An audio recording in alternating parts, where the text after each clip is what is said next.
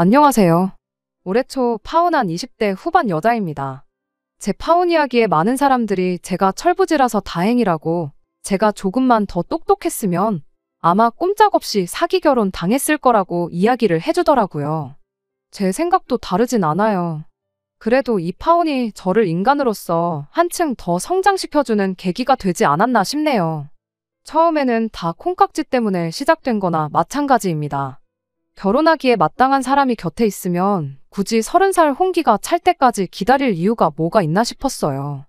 그리고 그때까지만 해도 저는 제 남자친구가 그 마땅한 사람이구나 착각 속에 살고 있었지요. 청혼도 제가 먼저 했어요.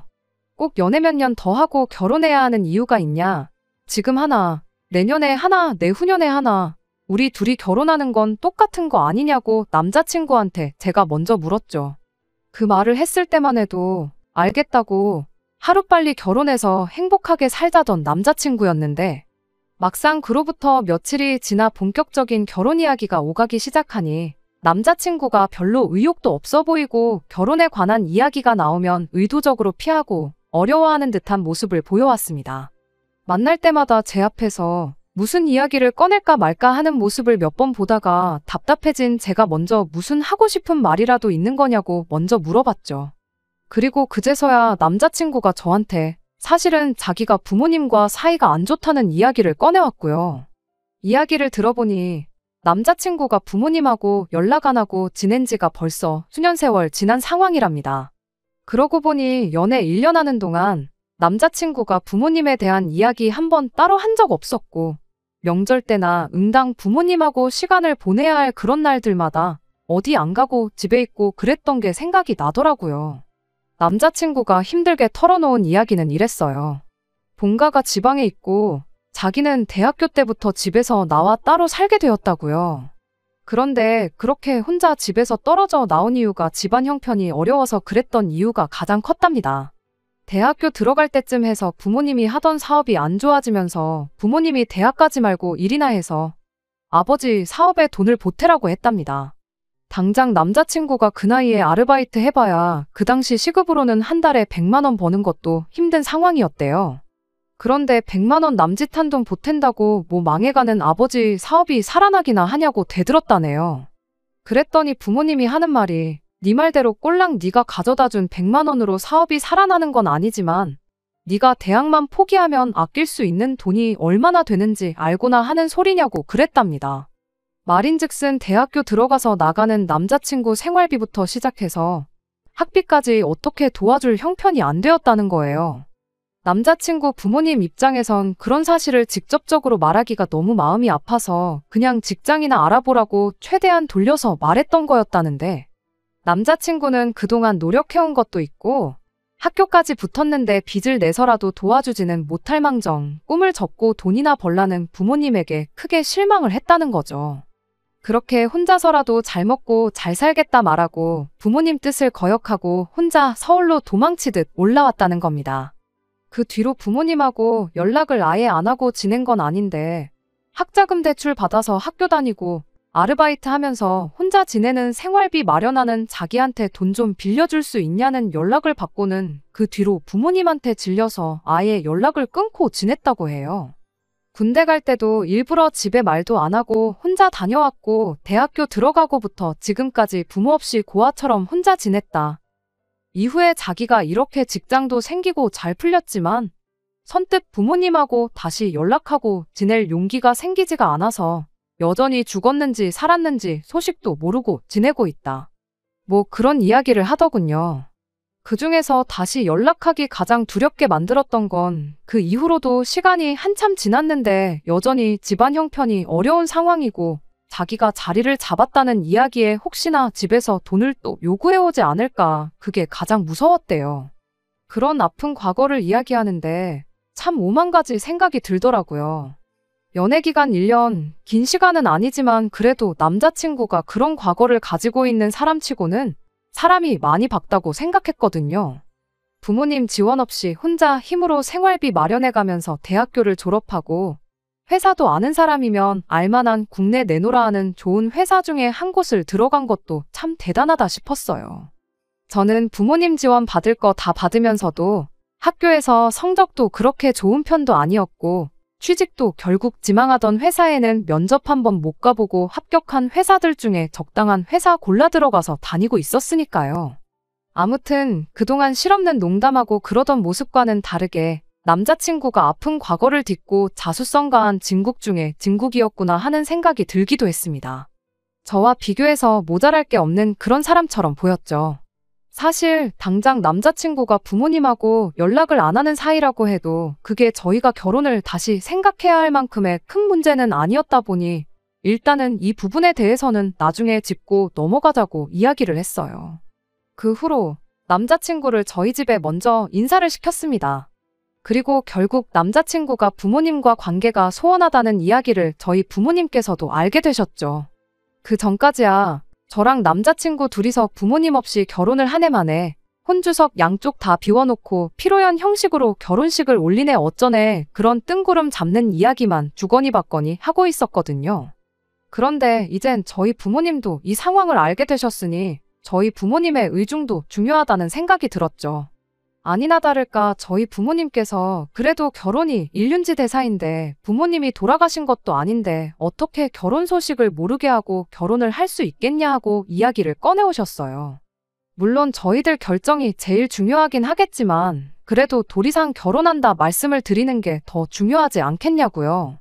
그 후에 결혼식에 남자친구 부모님이 오시는지 안 오시는지 부를 건지 안 부를 건지 혹은 혼주석을 비워두고 단촐하게 지인들만 초대해서 작게 결혼식을 올릴 건지 그건 그때 가서 정하는 게 맞는 거 아니냐고요. 저희 부모님 말이 사실 틀린 게 하나 없었다 보니 남자친구도 일단 부모님께 결혼 소식을 전하겠다고 대답을 했습니다. 그리고 얼마 뒤에 남자친구가 혼자서 고향집에 다녀오겠다는 이야기를 꺼내왔어요. 저는 왜 그런 자리를 나를 두고 가려느냐 따져 물었죠. 남자친구는 혹시 모르지 않냐고 괜히 갔다가 안 좋은 꼴을 볼 수도 있는 거고 당할 수도 있는 거고 모르는 일이지 않냐고요. 그럴 바에 맘 편하게 혼자 다녀오겠다고 하는데 암만 생각해봐도 그건 아닌 것 같았어요. 남자친구가 왜 때문에 부모님과 사이가 멀어졌는지 연락도 없이 지내는 건지 뻔히 알게 된 상황에 무슨 꼴을 보고 무슨 꼴을 당한다고 한들 그게 결혼까지 포기하게 만들 이유는 아니라고 생각했거든요. 오히려 내 시부모님이 되는 분들한테 얼굴도 모르고 존재도 모르는 며느리가 되는 것보다는 안 좋은 기억이 남더라도 후회할 일을 하는 것보다야 그게 100번 낫다고 생각했죠. 그렇게 저도 똑같이 인사를 드리러 가야겠다 고집을 부렸더니 결국 남자친구가 저를 이기지 못하고 그럼 같이 다녀오자고 말을 꺼내왔지요. 사실 저는 부모님하고 떨어져 지낸 적이 없다 보니 남자친구 기분이 어떨지 도무지 상상이 가지 않았어요. 그래도 대학교 때부터면 10년이 넘는 세월, 연락도 없이 지낸 건데 엄청 떨리지는 않을까 그런 생각이었거든요. 저조차도 그렇게 긴장이 되는데 그런데 남자친구는 10년 만에 부모님을 처음 만나러 가는 사람치고 긴장하는 모습도 떨려하는 모습도 걱정하는 눈치조차도 없었습니다. 한참을 타고 내려가야 했던 기차 안에서도 세상 아무 걱정 없다는 얼굴로 창문에 기대서 잠까지 자고 있었지요. 그리고 그렇게 남자친구의 고향에 도착을 했고 남자친구가 부모님이 기다리고 계시다는 곳에 저를 데려갔어요. 막상 약속 장소에 도착했더니 멀끔하다 못해 부티까지 나시는 두 분이 저희를 기다리고 계셨습니다. 그때까지만 해도 정말 그 자리가 눈물 없이는 볼 수 없는 그런 감동의 재회 자리가 되겠구나 싶었습니다. 남자친구는 부모님한테 내가 그동안 얼마나 외롭고 힘들었는지 아느냐 따지다가 그동안 마음고생 시켜서 죄송했다며 앞으로 효도하는 아들이 되겠다 눈물 콧물 쏟으며 질질 짤 줄 알았고 남자친구 부모님 또한 우리가 너를 다시 만나기 위해 얼마나 노력했는지 아느냐. 이제는 이렇게 다시 사업도 일으키고 떵떵거리며 살고 있다. 우리 다시 행복하게 한 가족으로 지내보자. 이런 유치한 아침 드라마 같은 내용이 펼쳐질 거라 생각했죠. 그리고 이런 재회를 가능케 만들어준 제 자신한테도 너무 뿌듯하기도 했어요. 그런데 생각보다 남자친구 부모님도 10년 만에 처음 다시 상봉한 가족치고는 서로들 반응이 시큰둥하더라고요. 밥은 잘 먹고 다니냐? 네, 잘 먹고 다녀요 하는 형식적인 인사 정도만 주고받은 게 다였어요. 10년 동안 연락도 없이 지낸 아들 안부는 밥 잘 먹고 다닌다는 말로 다 설명이 된 건지 그 이상 그 어떤 질문도 하지 않으셨습니다. 오히려 질문은 저한테 쏟아지기 시작했어요. 아들 결혼 상대가 궁금하시기야 했겠지만 그래도 감동의 재회를 하는데 그날 주인공은 제가 아니라 남자친구 그리고 남자친구 부모님이라고 생각했는데 이게 다 무슨 일인가 싶었습니다.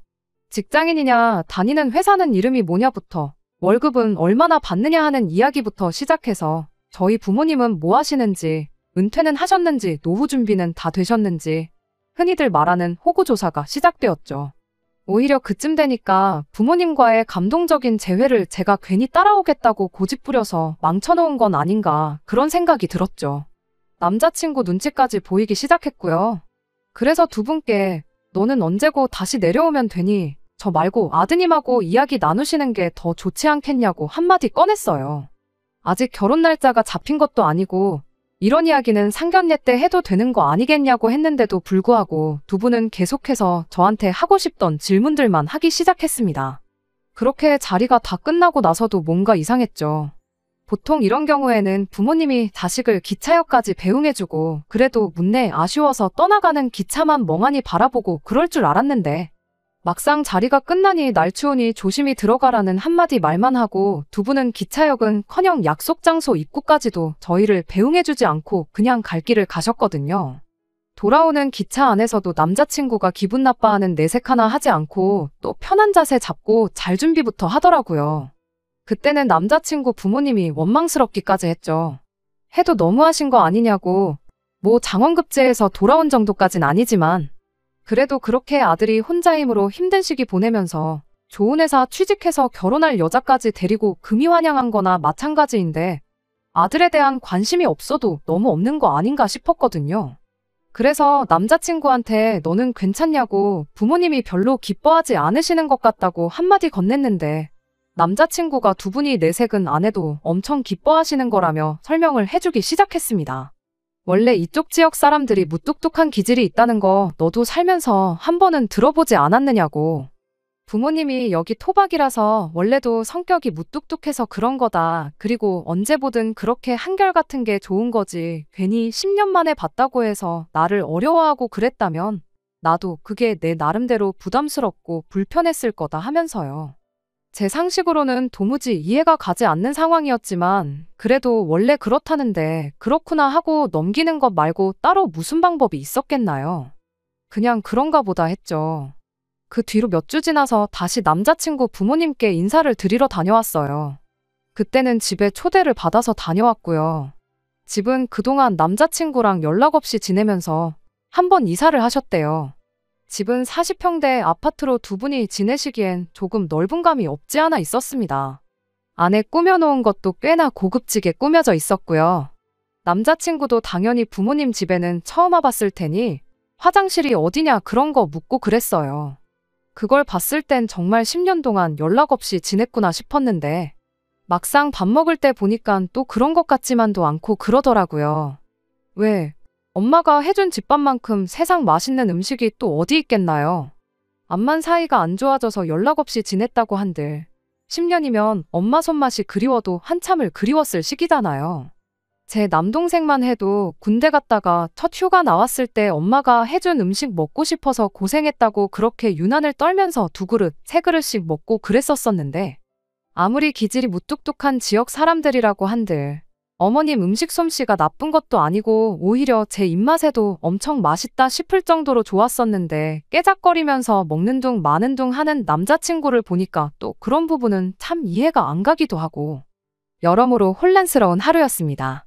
그런 와중에도 저희 결혼 준비는 나름 착착 진행되고 있었어요. 두 분이 멀리 살고 계시고 사업을 하고 있는 관계로 시간을 따로 내기가 어렵다 하여 상견례 날짜를 조율하는 데 있어서 조금 문제가 있었어요. 상견례를 안 했다고 결혼 준비를 미룰 이유는 없겠다 싶어서 저희는 저희 나름대로 열심히 결혼 준비를 하고 있던 상황이었고요. 식장이라든지 스드메 같은 것들은 따지고 보면 목돈이 들어가는 일이긴 했지만 결혼해서 살게 될 신혼집 구하는 거에 비하면 보잘것없는 비용이었어요. 그간 직장 생활하면서 제가 모아놓은 돈이 5천이었고 저희 부모님이 3억을 도와주시기로 이미 이야기가 되어 있는 상황이었고요. 남자친구가 모아놓은 돈은 3천만 원으로 월급에 비해 그렇게 많은 편은 아니었습니다. 아무래도 그동안 혼자 힘으로 쭉 살아왔고 학자금이며 이런 거 전부 대출받아서 했다 보니 당연히 당장은 모아놓은 돈이 부족할 수밖에 없다 싶었죠. 그런데 남자친구가 저희 집에서 3억을 도와주기로 했다는 이야기를 듣고는 일단 빌라나 오피스텔 전셋 같은 걸 알아보는 게 좋겠다는 이야기를 꺼내왔습니다. 저희들 모은 돈은 일단 결혼 비용과 신혼집에 마련할 살림살이 구하는 데 쓰고 대출은 최대한 없이 가는 게 유리하지 않겠냐면서요. 그래서 제가 남자친구한테 그게 무슨 말이냐 물어봤어요. 남자친구가 한다는 소리가 자기가 혼자 지내면서 학자금 갚고 그렇게 살아왔다 보니 대출 갚는 건 아주 이골이 났다고. 그러니까 형편 닿는 대로 신혼집을 대출 없이 구하고 결혼하고 나서 돈을 열심히 모으고 굴려서 그때 진짜 좋은 집으로 이사를 가자는 뜻이라며 설명을 하는 겁니다. 그렇게 나오니 솔직히 제가 돈 이야기를 하지 않을 수가 없었어요. 솔직히 남자친구 집이 과거에는 어려웠다지만 제 눈으로 직접 어느 정도 여유가 생긴 상황이란 걸 보고 왔었잖아요. 그래도 우리 집에서 3억이라는 큰 돈을 보태주기로 했는데 남자친구 집에서 3억까지는 아니라도 어느 정도 지원을 받는 게 공평하고 어떻게 보면 당연한 수순이라는 생각이 들었거든요. 그런데 남자친구가 단호하게 부모님께는 지원을 받을 생각이 없다며 거절을 하더라고요.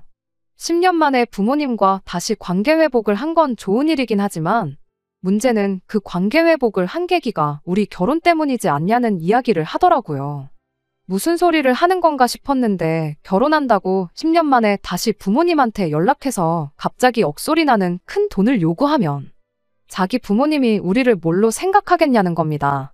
말인즉슨 이 관계 회복의 이유가 다시 한 가족으로서 잘 지내고 싶어서 그런 게 아니고 돈 때문에 그런 거라 오해하실 수도 있는 거 아니겠냐는 거죠. 지난 10년 세월 자기가 얼마나 힘들게 지내왔는지 아냐면서 당장 먹을 게 없어서 돈 아낀다고 라면 한 봉 끓여서 한 끼는 면만 먹고 한 끼는 국물만 먹고 어쩔 때는 국물에 밥 말아 먹는 것도 아까워서 소면 한 봉지 사다가 남은 라면 국물로 재탕을 몇 번이나 해서 먹고 그랬답니다. 단돈 5만 원이 없어서 끼니도 거르고 했던 그런 절박한 상황에서도 부모님한테 당장 굶어 죽게 생겼으니 1만 원이라도 보내달라 연락하고 싶은 거 참아가면서 살았다는 소리죠. 그런데 이렇게 결혼한다고 10년 만에 다시 연락해서는 얼굴 2번 보여주고 결혼자금 도와달라고 1억을 달라, 2억을 달라 이런 이야기 꺼내면 자기 부모님이 진심으로 잘 지내고 싶어서 다시 연락한 게 아니고 순전히 결혼할 때 돈 얼마 받아가려고 연락한 것이라 오해를 할 거라는 거예요. 자기야 자식이니까 얼굴에 철판 깔고 그럴 수 있겠지만 사이 안 좋은 거 뻔히 아는 상황에 집에 돈 받아오라고 시킨 저를 두 분이 안 좋게 보실 게 뻔하다는 거죠. 그러니까 부모님이 먼저 마음에 우러나와서 우리한테 경제적인 지원을 해주시겠다고 먼저 말을 꺼내기 전까진 우리가 직접적으로 먼저 요구를 해서는 안 된다는 겁니다. 모처럼 회복한 부모님과의 관계이니만큼 쓸모없는 오해를 사고 싶지 않다고.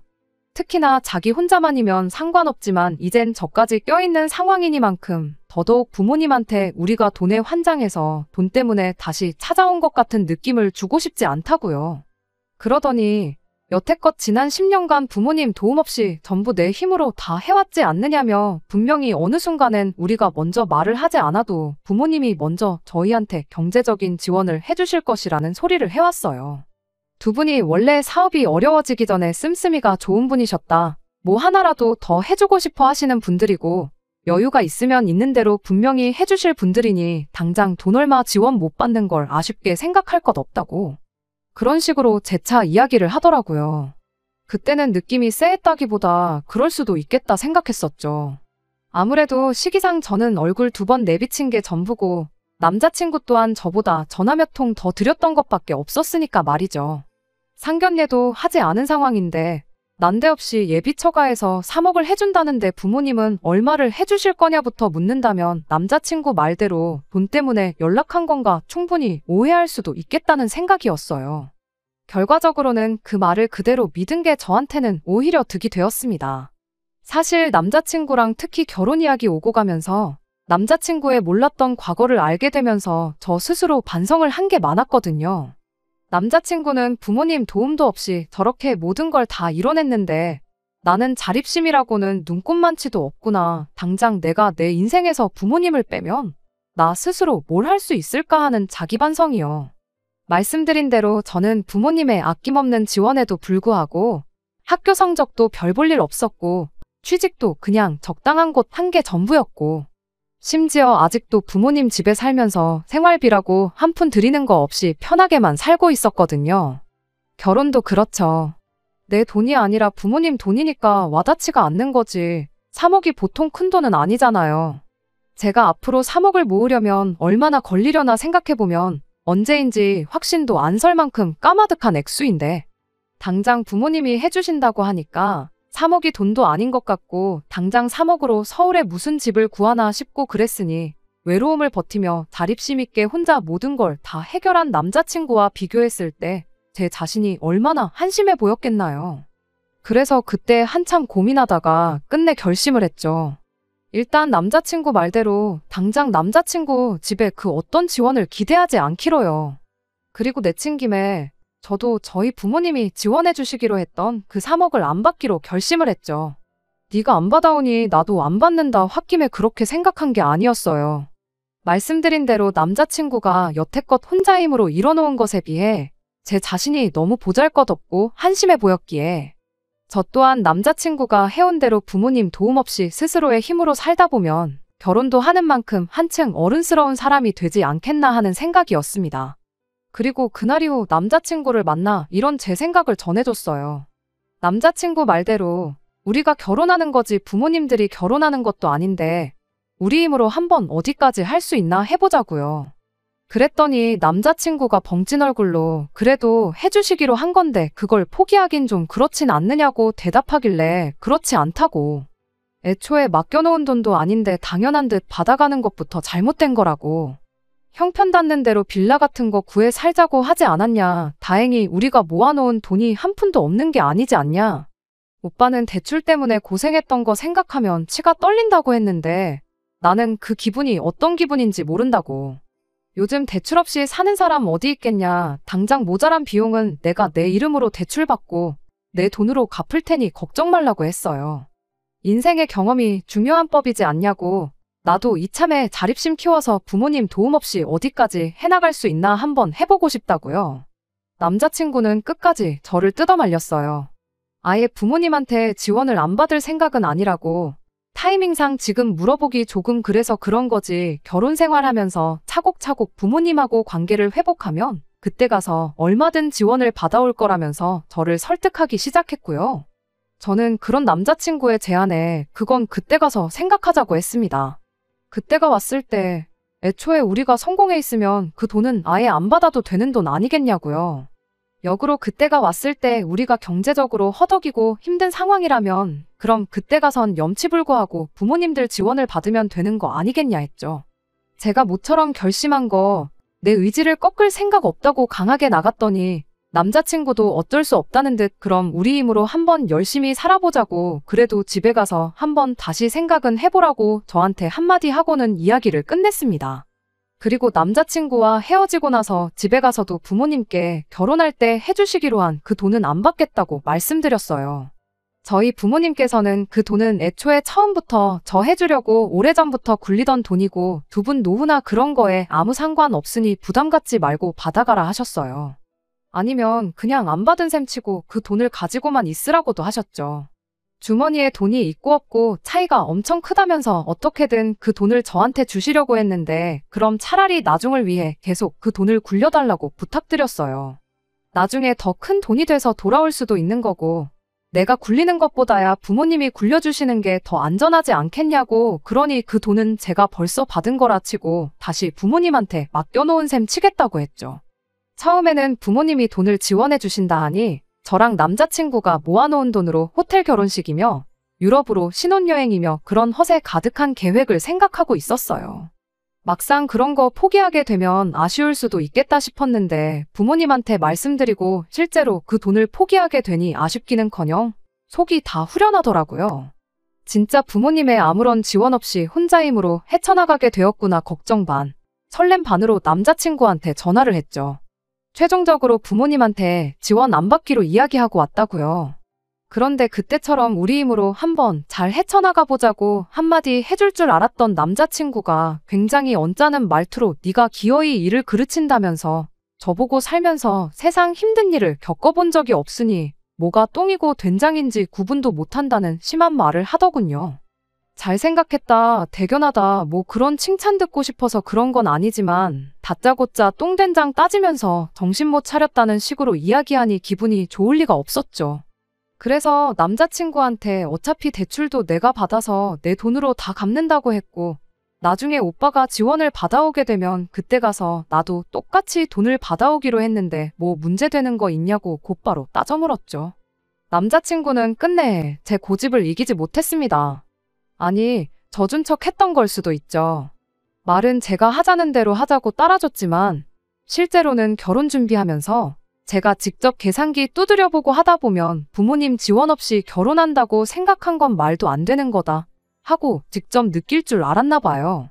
우리 돈으로 자가를 구해서 살려면 대출을 얼마를 받아야 하고 얼마를 이자로 내야 하고 원금은 이만큼씩 나갈 거고 관리비랑 생활비는 대충 매달 얼마씩 평생 그 집에서 살 것도 아니니까 저축으로 얼마씩 그런 걸 미리 계산을 해와가지고 제 앞에 들이밀더라고요. 결과적으로는 제 월급으로 집 대출 관련된 거 내고 생활비까지 내고 나면 제 수중에 10만 원 정도 떨어지게 예산을 짜왔더라고요. 그러면서 너 좋아하는 옷도 못 사고 앞으로 못해도 20년은 계속 이렇게 돈이 스치듯 빠져나갈 텐데 괜찮냐고 하면서요. 그런데 여기에 저희 부모님이 해준다던 3억이 생기면 어떻게 되는 줄 아느냐 하면서 그때는 제 수중에 매달 200만 원씩은 더 여유가 생기는 거라고 하면서 어떻게든 부모님 돈을 받아오는 게 유리하다는 식으로 저를 현혹하기 시작했죠. 그래서 남자친구한테 꼭 아파트를 사서 시작해야 하는 거냐고 오빠가 먼저 형편 맞는 대로 빌라 같은 거 들어가 살자고 하지 않았냐. 그러니까 우리 예산에 맞는 적당한 빌라를 구하던지 아니면 10평도 안 되는 작은 원룸을 구하던지 하면 되는 거 아니냐고 바로 되물었죠. 그리고 맞벌이를 할 건데 왜 생활비며 적금이며 관리비며 전부 다 내 돈으로만 계산한 거냐고 오빠야말로 계산이 틀린 것 같으니 다시 계산해보라고 한마디 덧붙였습니다. 그런데 난데없이 남자친구가 내 돈은 계산을 안 하는 게 당연하다며 자기는 앞으로 월급 받아서 매달 200만 원씩 자기 부모님한테 붙일 생각이라는 말도 안 되는 소리를 꺼내오는 겁니다. 그게 무슨 소리냐고 했더니 10년 동안 자기가 부모님한테 불효했던 것도 있고 자기도 여러모로 계산해본 결과 200만 원이 딱 적당하다고 생각해서 드리는 거니 그 결정을 존중해줬으면 좋겠다고 다짜고짜 말을 잘라버리는 거예요. 어이가 없어서 대체 무슨 계산 방식으로 계산을 했길래 매달 200만 원씩 드린다는 말이 나오는 거냐고 그거나 알려달라고 했어요. 납득할 만한 계산이면 나도 더 말은 않겠다고 했는데 제가 철이 없는 거지 계산을 할 줄 모르는 건 아니었거든요. 그런데 남자친구는 사람을 우습게 봐도 너무 우습게 봤는가 봅니다. 제가 부모님한테 받기로 했던 3억을 돌려드리지 않았냐고요. 말인즉슨 저희 부모님은 그 결정으로 인해 없던 3억이 생긴 거니 우리가 3억을 드린 거나 마찬가지가 되는 거랍니다. 제가 남자친구한테 부모님 지원 없이 10년 세월 지내온 거 본받겠다고 부모님 지원 없이 내 힘으로 살겠다고 했던 말처럼 남자친구는 제가 같은 시간 동안 부모님 곁에서 자식 노릇하면서 살아왔던 걸 똑같이 해야겠다는 거예요. 부모님한테 200씩 드리다가 그게 3억이 되면 그때 그만 드릴 테니 그렇게 알라고요. 제가 부모님한테 자식 노릇이라고 해봐야 부모님 재산 파먹으면서 지낸 거 말고 뭐가 있었겠냐 했더니 그냥 같이 있어주는 것만으로도 효도가 아니겠냐는 겁니다. 이미 지나간 세월, 그걸 어떻게 돌려놓을 수는 없고 대신 자기는 앞으로 10년간 효도를 하겠다는 거죠. 그리고 사는 거리가 떨어진 만큼 직접적인 효도는 할 수가 없으니 대신 그 효도를 돈으로 하겠다는 겁니다. 그건 또 무슨 말도 안 되는 계산 방법이냐고 물었더니 남자친구가 끝까지 물고 늘어지더군요. 간단한 거라고 그냥 부모님한테 받기로 했던 3억을 다시 받아오면 모든 게 해결되는 거라고 그럼 나도 부모님한테 200씩 드리기로 한 걸 취소하겠다고 끝까지 저희 부모님 돈에 집착을 하는 거예요. 대출은 내가 받아서 내가 갚겠다 했으니 말도 안 되는 가계부 미리 만들어와서 떠들어대는 건 그렇다 쳐요. 하지만 제가 저희 집에서 주기로 했던 3억 안 받겠다고 한 걸 우리가 저희 부모님한테 3억을 드린 거랑 마찬가지라고 계산하고 그것도 모자라 양가 공평하게 하겠다며 부모님한테 3억을 드릴 때까지 매달 200만 원씩 보낸다는 게 말이나 되는 소린가요? 사람을 우습게 봐도 정도가 있지 끝까지 들어줄 필요도 없겠다 싶었고 남자친구한테 다시 생각 좀 해보겠다 말하고 그냥 집에 돌아왔습니다.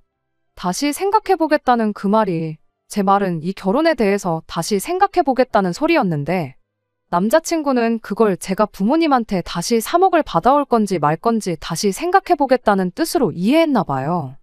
그 돈만 있으면 자기도 더 억지를 안 부릴 테니 잘 생각해보라고 그렇게 말 한마디 던지고는 더 우기지 않고 저를 집에 그냥 보내줬으니까요. 그렇게 한 이틀 정도를 혼자 고민했어요. 이 결혼을 해야 하나 말아야 하나. 이미 답은 정해져 있던 거나 마찬가지인데 상견례만 안 했지 결혼 준비 거의 다 해놓고 파혼하겠다 부모님께 말을 꺼내기가 조금 그렇더라고요. 그러던 중 이게 다 남자친구가 그 3억을 어떻게든 소나귀에 넣으려고 개수작을 부리는 거라는 확신을 갖게 해주는 일이 있게 되었습니다. 그래도 결혼한다고 미리 찍어놓은 웨딩 사진을 제 톡 사진으로 해놓고 있었거든요. 그런데 저희 회사 거래처에 있는 직원분이 그 사진을 봤었나 봐요. 회사 일로 거래처분을 만나게 되는 일이 있었는데 그분이 저보고 혹시 결혼할 사람이 누구누구냐며 남자친구 이름을 대는 겁니다. 그분이 말해주길 남자친구와 같은 대학교를 나왔대요. 이것도 인연인데 청첩장 좀 달라고 하더라고요. 그러면서 혼자 주절거리길 엄청난 마마보이라서 결혼 같은 거 못할 줄 알았는데 하면서 남자친구 과거 이야기를 해주더라고요. 그런데 마마보이라는 말을 듣고 정신이 퍼뜩 들었죠. 마마보이라는 게 무슨 소리냐고 자세히 좀 이야기해달라고 물었는데 제 반응을 보고는 그분이 조금 부담스러워하는 눈치였어요. 혹시 자기가 입을 잘못 놀렸다가 결혼에 문제라도 생기면 그게 무슨 민폐냐고 말을 꺼리더라고요. 계속해서 그 사람을 닥달해 충격적인 남자친구의 과거 이야기를 듣게 되었습니다. 학교에서 모르는 사람이 없을 정도로 엄청난 마마보이였다고요. 아들 혼자 서울에서 지내는 게 걱정된다고 아예 어머니가 자취방에 따라와서 같이 살았더래요. 같이 술 먹으러 가자고 해도 엄마가 기다려서 안 된다 하면서 다 같이 모이는 자리에 참석을 거의 안 하다시피 했답니다. 조별과제 때문에 남자친구 집에 다 같이 모였던 적이 있었는데 그때는 어머님이 엄청 극성스럽게 우리 아들하고 친하게 좀 지내달라며 먹을 것도 엄청 해다 주시고 과제가 다 끝나고 나서는 우리 아들 좀 같이 데리고 좀 놀아달라며 용돈도 쥐어주시고 그랬다는 거예요. 방학 때는 어머님이 그때 같이 과제했던 조원들을 집으로 초대해서 식사도 하고 그랬다는데 이야기를 듣고도 제 귀를 믿을 수가 없었죠. 남자친구 말대로라면 집안 사업이 망해서 그때부터 부모님과 연 끊고 혼자서 라면 한 봉지로 새끼밥을 먹으며 힘들게 살았을 시기였어야 하는데 그래서 그 분한테 진짜냐고 너무 중요한 일이니 거짓없이 말해달라고 사정사정을 했는데 그분이 못 믿으면 어쩔 수 없지만 아마 그때 놀러가서 찍은 사진이 자기 집 어딘가에 있을 거라고 오늘 퇴근하면 집에 가서 그 사진부터 찾아서 보내주겠다 그렇게 약속을 했어요. 그날 저녁 진짜로 그 거래처분이 남자친구와 남자친구 부모님 댁에 초대받아 다녀온 사진을 보내줬는데 사진 안에는 남자친구와 예비시 부모님 두 분 다 정확하게 사진 속에 찍혀 있었어요. 그것도 아주 세상 다정한 모습으로 말이죠. 저는 남자친구에게 곧바로 그 사진을 보내 이게 무슨 상황인지 한번 설명 좀 해보라 했습니다. 남자친구는 제 톡을 받자마자 곧바로 저한테 전화를 하더니 말을 벌벌 떨면서 자기가 다 설명하겠다고 제발 파혼만은 하지 말아달라고 빌기 시작했어요. 그렇게 남자친구의 꿍꿍이를 낱낱이 다 알게 되었습니다.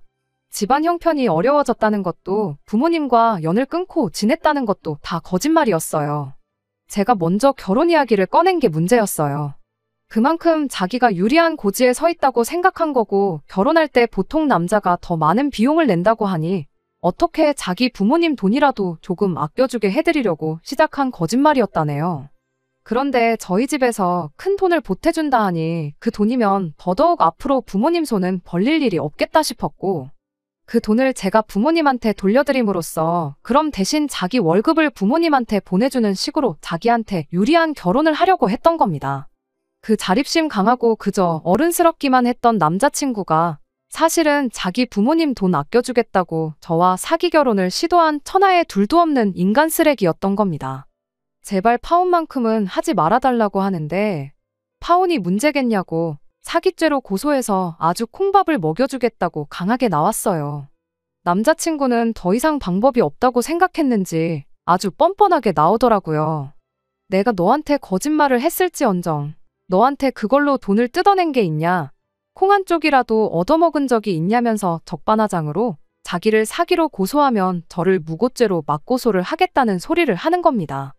그때는 저도 흠칫하기는 했는데 약한 모습 보여주면 안 되겠다 싶어서 저도 어디 한번 해보자는 식으로 강하게 나갔어요. 정말 다행스럽게도 상황이 저한테 유리했습니다. 사기가 꼭 금전적인 피해를 입혀야만 사기가 아니더라고요. 사기 미수라는 게 있는데 사기를 치려던 정황 증거만 있어도 고소가 가능한 상황이었던 거예요. 물론 남자친구 말대로 정황 증거만 있었지 녹취라던가 상황을 완벽하게 입증할 만한 증거가 없었던 게 문제였던 거지요.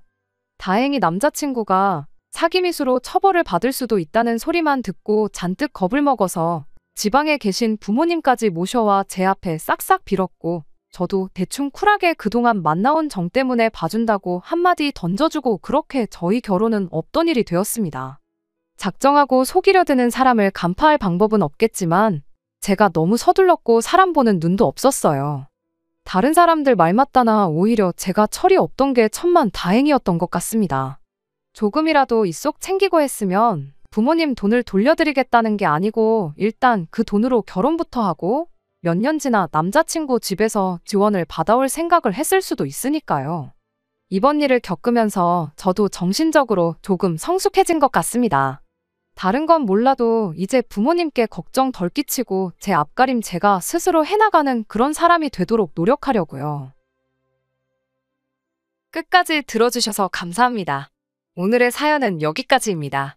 구독과 좋아요, 알람 설정 부탁드리고 더 좋은 사연으로 다시 찾아뵙겠습니다. 감사합니다.